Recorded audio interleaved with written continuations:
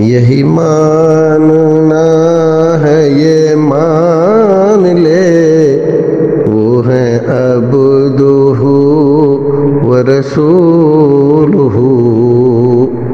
الحمدللہ والصلاة والسلام علی رسول اللہ۔ ناظرین، خیر مقدم ہے آپ کا کریم ٹی وی اردو میں۔ محمد ابراہیم صاحب بلرام پور سے سوال کرتے ہیں، مسجد کا سامان جیسے سیڑھی، لوٹا، پانی وغیرہ ذاتی استعمال میں لا سکتے ہیں؟ کیا متولی ان کو کسی دوسرے کو استعمال کرنے کے لیے دے سکتا ہے؟ دیکھیے، مسجد کی چیز مسجد ہی کے لیے ہے۔ فقہ نے تو یہاں تک لکھا ہے کہ ایک مسجد کی چیز دوسری مسجد میں نہیں لگ سکتی، اتنی پابندیاں کرتی ہیں۔ اب اگر ہم یہ اجازت دے دیں کہ ہاں لوٹا، سیڑھی، یہ چیزیں دوسرے لوگ استعمال کر سکتے ہیں، تو کوئی آدمی اپنے گھر میں رکھے گا ہی نہیں، سب مسجد ہی کا استعمال کریں اور پھر مال مفت دلی بے رحم کے انداز میں اس کو استعمال کریں گے، توڑ تاڑ کے پھینک دیں گے، تو مسجد کہاں سے لائے گی بیچاری اپنے؟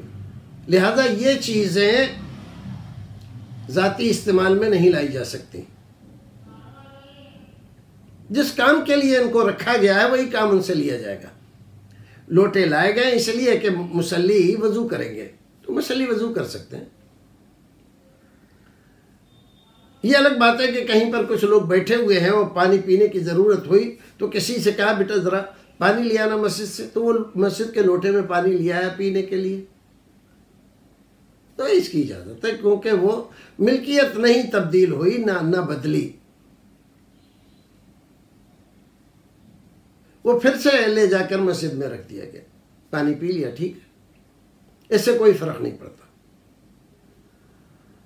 لیکن مسجد کی چیزیں، سیڑھی اور دوسری چیزیں اپنے گھروں میں پتائی کے لیے، لپائی کے لیے اور دوسری چیزوں کے لیے لے جانا یہ درست نہیں ہے، غلط ہے۔ اس سے پرہیز کرنا چاہیے اور اس سے بچنا چاہیے۔